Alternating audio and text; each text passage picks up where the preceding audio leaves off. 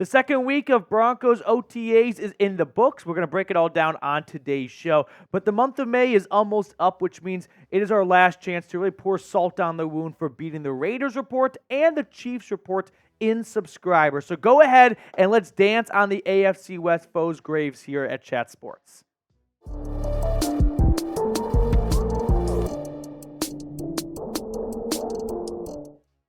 Day 6 of OTAs from Mile High is over with, and we've got plenty to discuss, from the ongoing quarterback battle to some injury updates, including a knee surgery for a rookie. A lot to get to on today's show, but let's start things off with the most important storyline, which is the quarterback battle. Jarrett Stidham versus Bo Nix, and then Zach Wilson is just looking nice and pretty on the side. But Jarrett Stidham, he looks the part. He looked good today. Neither quarterback really impressed in terms of pushing the ball down the field, taking a lot of chances.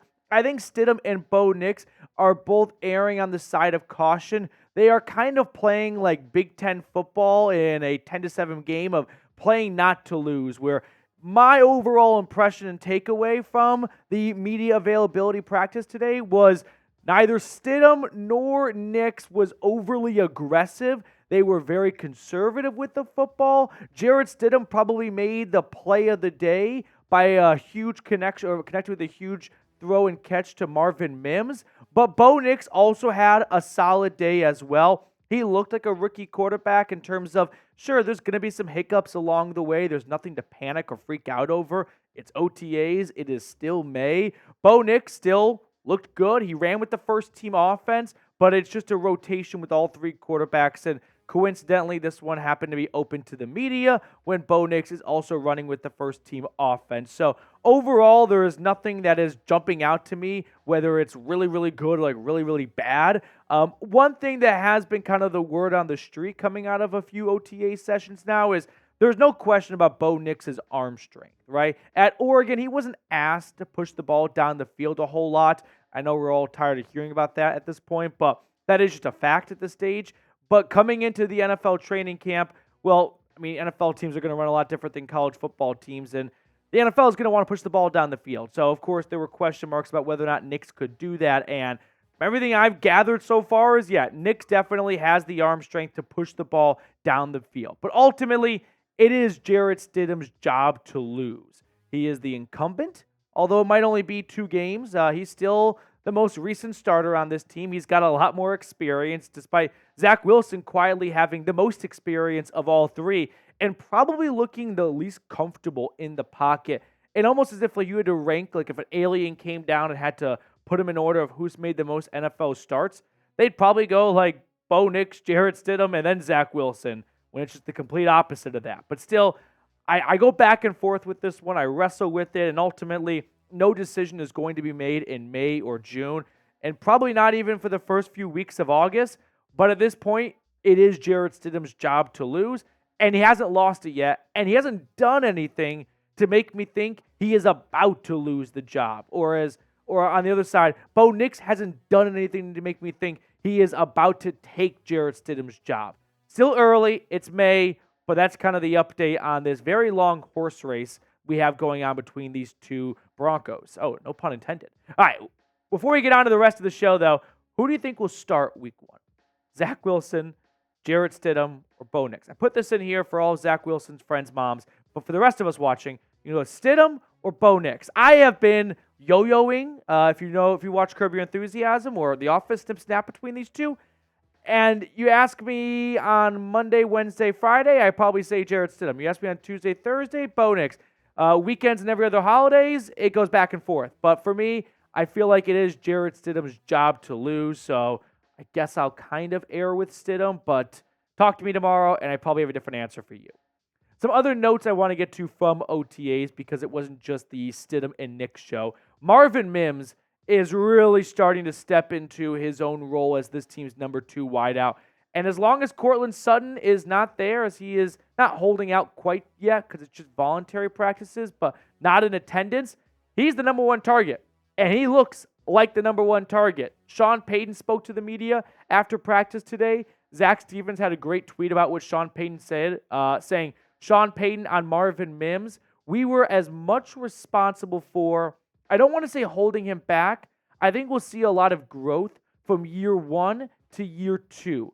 And we saw some really nice plays from Marvin Mims early on in 2023, like the Commanders game.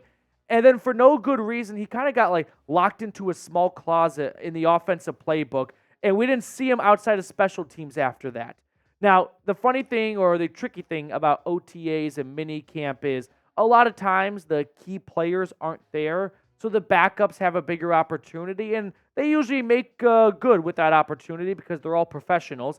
And then we fall into the trap when fantasy football drafts roll around of, oh, this guy was so good in OTAs, minicamp, and into training camp, he's going to ball out this year. And then the regular season rolls around, the starters are all out there, and it's a different story. I think what makes it a little bit different for Marvin Mims is he's also part of the starters going out there. So I'm really excited, and I'm very optimistic about the season that Marvin Mims is going to have this upcoming year. Some injury-ish updates. You never quite get a clear-cut, drier, black and white answer on guys during OTAs. But Audric Estime, he was working off to the side, and then Sean Payton spoke to the media after practice saying he got a minor knee scope surgery, and we're not going to see him for the rest of the spring. Payton didn't sound concerned at all. It was just one of those preliminary checks, but that is going to keep him on the sideline for the next few weeks going into mandatory minicamp. So we won't see the rookie running back from Notre Dame up until August, most likely. Some other guys that are working on the side, Riley Moss. I know we're all anxious to see him have a big role this year. Nothing concerned. This is the first practice that he missed, and Sean Payton said it's just a lower back spasm, and even Payton's going through them right now. So Moss also on the side. DJ Jones returned, which is really nice to see because we missed him last week. And this Broncos run defense, sure, it's not going to make any tackles during OTAs, but it was so bad enough that last year that this year they can't afford to take a single day off. But Sean Payton also talked about the center position at OTAs so far.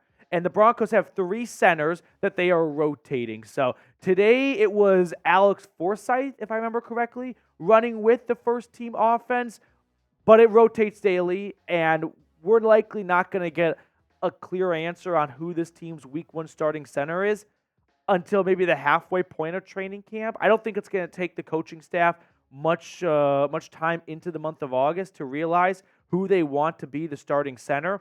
My gut tells me, quietly, they may not say this out loud and into the locker room, they want Alex Forsyth or Luke Wattenberg to win this job, right? A young player who's on a cheap contract for multiple seasons compared to Sam Mustipher, who they brought in as like an insurance backup policy in case Wattenberg or Forsyth just looks unstartable throughout the month of August. They're not scrambling the Jets to find a center who's picking up the playbook 2 or 3 weeks before the season opener.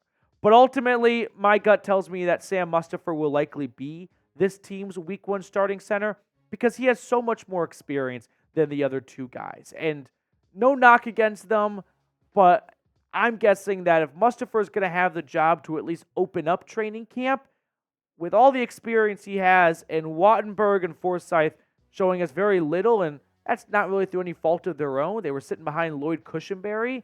That Mustipher can likely hold on to the job at least for a month or 2. Do we see a change happen in the middle of the season?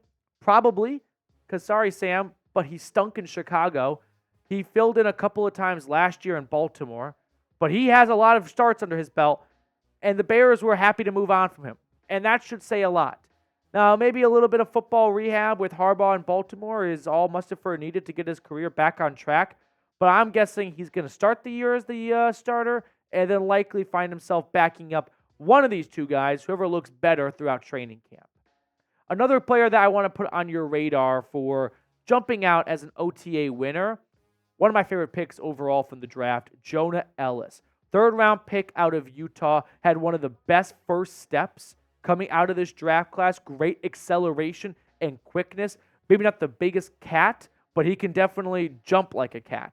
When you look at Denver's front 5, we also got to see Baron Browning rocking the number 5 jersey, so that was fun.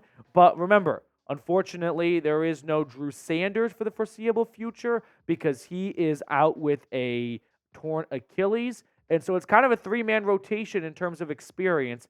Jonathan Cooper, Baron Browning, and Nick Bonito. So Jonah Elliss will have a good opportunity to step onto the field and then run with that.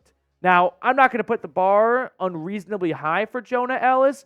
If you want to take a stroll down history lane with me, you could check out the Broncos all-time sack leaders by rookies, set by Bradley Chubb back in 2018 with 12 sacks.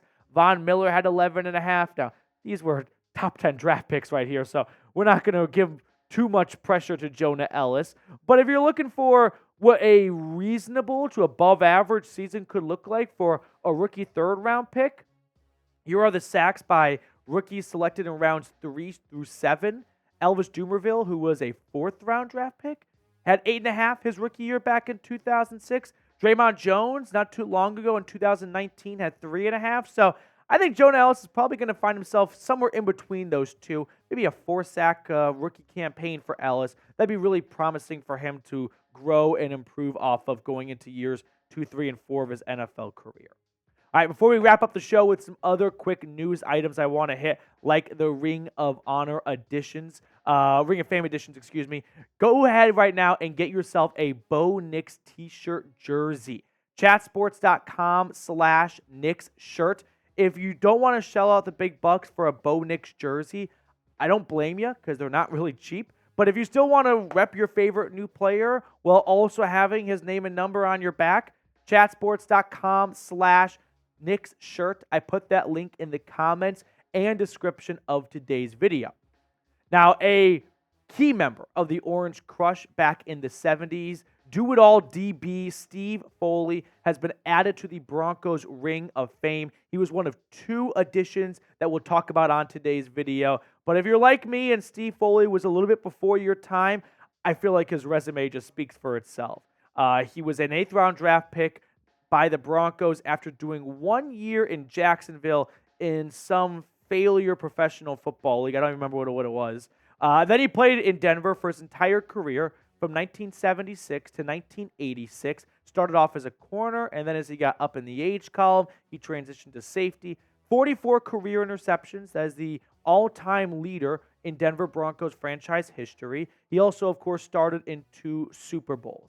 And then Riley Odoms was also added to the Broncos Ring of Fame. So the legendary tight end that kind of walked so Shannon Sharpe could run, so to speak, he was added to the Ring of Fame. So you'll see both of these players and their numbers and their names at Mile High Stadium this upcoming season. He was the first-round pick by Denver in 1972 up until Kyle Pitts was taken 4th overall by the Atlanta Falcons a few years ago. Odoms and Mike Ditka were NFL trivia for the only 2 tight ends to go top 5 in the NFL draft. Played his entire career in Denver from 72 to 83. 2-time first-team All-Pro, 4-time Pro Bowler. His 5,755 yards are second most by all Broncos tight ends. You can probably guess who has the record. And he is 7th all-time in receiving touchdowns in franchise history with 41, which I know 7th doesn't pop out to you very much, but keep in mind, they weren't throwing the ball in 1975 like they are today. So for him to amass that many touchdowns really speaks to just how talented and dominant he was. So who was your favorite Broncos player growing up? These 2 guys, I mean, it's pretty obvious we're a little bit before my time, but let me know who your favorite player was growing up. I feel like for my generation, usually the favorite player is someone that you just dominated with on Madden. So like Demaryius Thomas, Brandon Lloyd, those guys were cheat codes, I felt like, back in the day on Madden. All right, that's going to do it for us on today's show. Thank you all so much for tuning in. Really appreciate it. If you enjoyed our content, leave us a like, subscribe, comment, share, all those awesome things to help grow the channel, and we'll see you all later.